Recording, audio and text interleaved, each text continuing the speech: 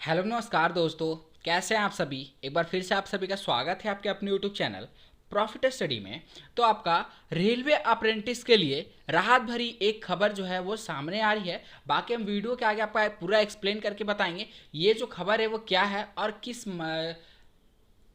मसला से जुड़ा हुआ है। ठीक है। और सबसे इंपॉर्टेंट बात है कि अभी तक ऐसा माना जा रहा था कि ये जो गलती है रेलवे अप्रेंटिस यानी बोल लीजिए कि सीसीए वालों की गलती के कारण ऐसा हो रहा, ये अब तक माना जा रहा था। पर यहाँ पे ए आई आर एफ देख, क्योंकि आप सभी को पता है कि ए आई आर एफ जो है वो आपका all India railway man federation, ये आपका रेलवे इम्प्लॉय के हित में कार्य करती है। मतलब इनका काम यह है कि सरकार को सजेशन देना, सरकार को जो इम्प्लॉय का प्रॉब्लम है उससे अवगत कराना कि अगर हम व्यवस्था में ये चीज़ को सुधार करते हैं, ये नया नीति को अपनाते हैं तो कर्मचारियों के लिए ये सहूलियत होगा, ये फायदा होगा। इसीलिए पार्टिकुलर आपका दो इंडिया में रेलवे फेडरेशन कार्य करता है। पहला आपका ए आई आर एफ हो गया और दूसरा आपका एन एफ आई आर हो गया। तो जो आपका हित के लिए कार्य करता है ना, जैसे आपका जीएम पावर के रिगार्डिंग मुद्दा हो गया, उसके बाद 109 बैच का मुद्दा हो गया,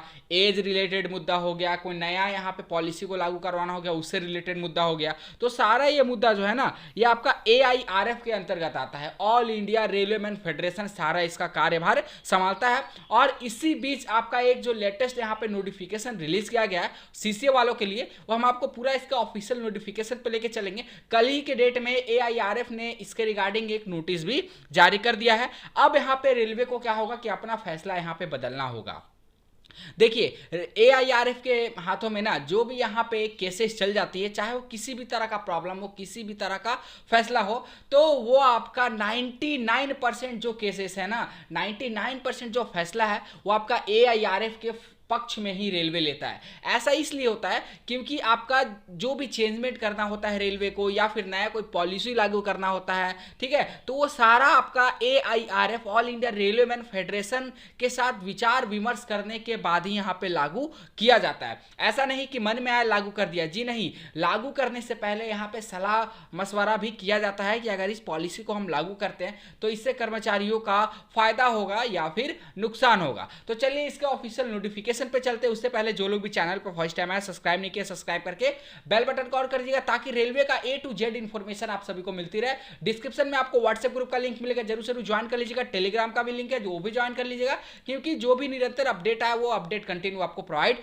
किए जाएं। आप सीधे चलते हैं इसका ऑफिशियल नोटिफिकेशन पे।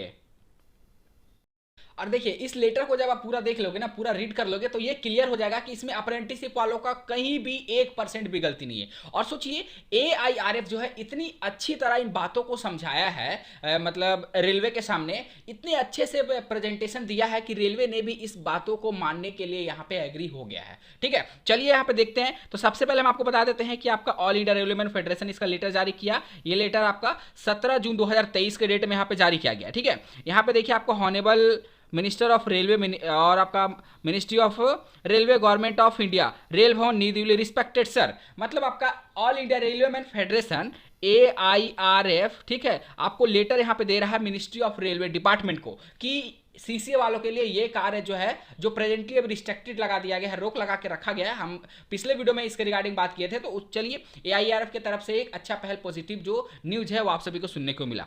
सब्जेक्ट में देखिए कि engagement to the CCA against CEN number RRC 1/2019। ठीक है, अब पूरा क्या माजरा है ध्यान से समझिए कि यहाँ पे रेलवे का 1 लाख से ज़्यादा ग्रुप डी का भर्ती का नोटिफिकेशन आया, जिसमें 20% कोटा रेलवे ग्रुप डी वालों को प्रोवाइड किया जाता है जो रेलवे से अप्रेंटिसशिप करते हैं उनके लिए। अगर 20% आंकड़ा के अनुसार अगर हम देखेंगे तो ये जो आंकड़ा है 20,000 के आसपास सीट जो है रेलवे अप्रेंटिसशिप के खाते में डाल दिया गया। पर अभी तक माजरा क्या देखने को आया कि जब रेलवे यहाँ पे नोटिफिकेशन रिलीज किया था तो उसमें एक कट ऑफ डेट जारी किया गया था। ठीक है, 12/4/2019। रेलवे का कहना है कि सीसीए का वैसे छात्र जिसका एग्जाम के बाद साथ साथ आपका रिजल्ट भी हो गया था, वो सभी छात्र 12/4/2019 से पहले अगर उनका एग्जाम हो गया है तो वो फॉर्म अप्लाई कर सकते हैं। और अगर इनका 12/4/2019 के बाद वैसे सीसीए छात्र जिसका एग्जाम नहीं हो पाए, वो सभी छात्र फॉर्म अप्लाई नहीं कर पाते। तो इस बीच में फंस गए आपके बेचारे 109 बैच वाले छात्र।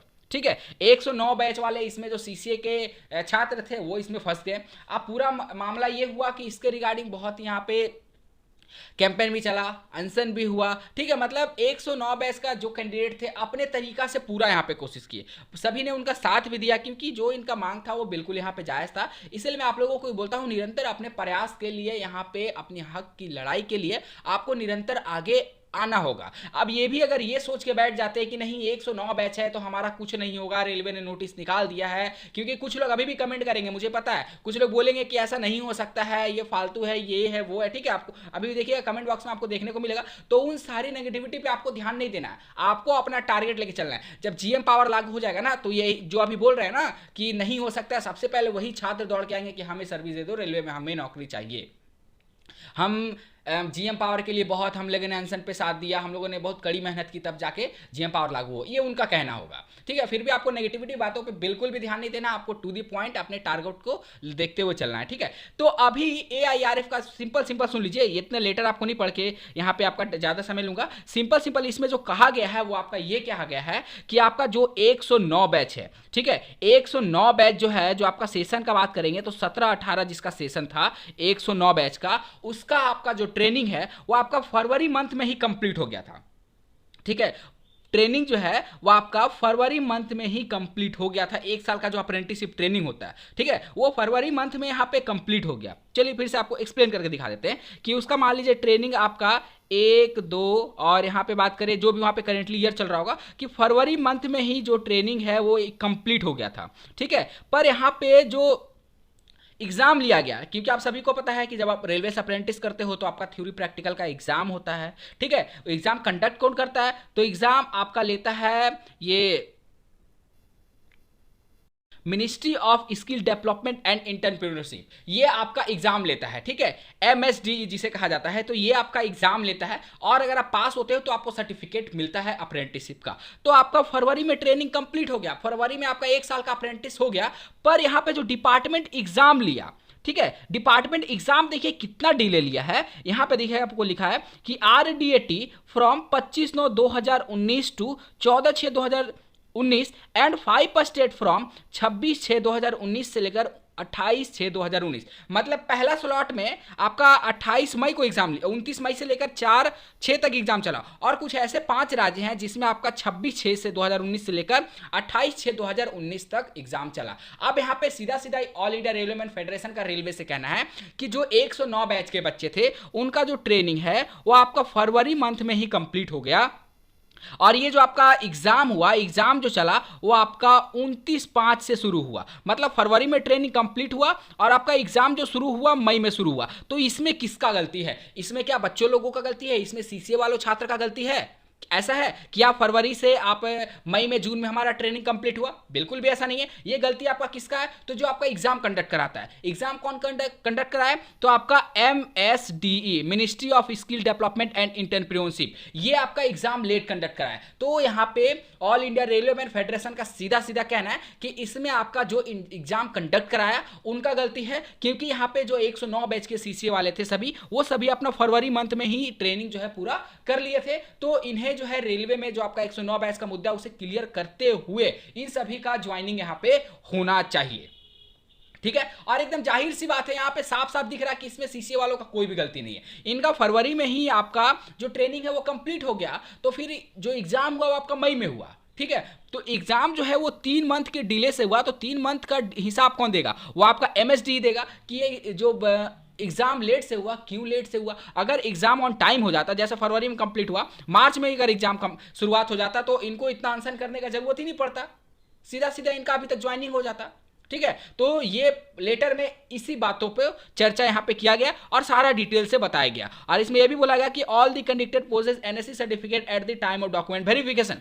बोल रहे कि आपके डॉक्यूमेंट वेरिफिकेशन के टाइम तक आपका ये जो NSE सर्टिफिकेट है, नेशनल ट्रेड सर्टिफिकेट, वो भी सभी कैंडिडेट के पास अवेलेबल है। तो सभी का यहाँ पे फटाफट करके प्रोसेस कंप्लीट कराइए और यहाँ पे ज्वाइनिंग के रिगार्डिंग सबको यहाँ पे अपडेट देना है, ठीक है। इसी लेटर में इन्हीं बातों पे आपका मुद्दा उठाया गया है, सारा कुछ आपको यहाँ पे मेंशन मिलेगा, ठीक है। इसमें सारी गलती जो है आपका ministry of skill development and entrepreneurship का है, ना कि सीसीए वालों छात्र का, ठीक है। चलिए, इसी तरह का अपडेट पाने के लिए चैनल को सब्सक्राइब करके बेल बटन कॉल करिएगा। बाकी AIRF ने कितना % सही कहा, आप इसके ऊपर क्या सोचते हैं, आप हमें कमेंट बॉक्स में कमेंट करके जरूर बताओ। इसी तरह का लेटेस्ट अपडेट पाने के लिए चैनल को अगर सब्सक्राइब नहीं किए हैं तो कर लीजिएगा, ताकि रेलवे का A to Z इंफॉर्मेशन आप सभी को मिलती रहे, कोई भी अपडेट आपसे मिस ना हो। डिस्क्रिप्शन में आपको टेलीग्राम का लिंक मिलेगा, ज्वाइन कर लीजिएगा, क्योंकि छोटे मोटे अपडेट पीडीएफ वगैरह कंटिन्यू आपको वहां पर भी देखने को मिलते रहते हैं। मिलेंगे आपसे नई भर्ती नई जानकारी के साथ, तब तक के लिए जय हिंद, जय भारत।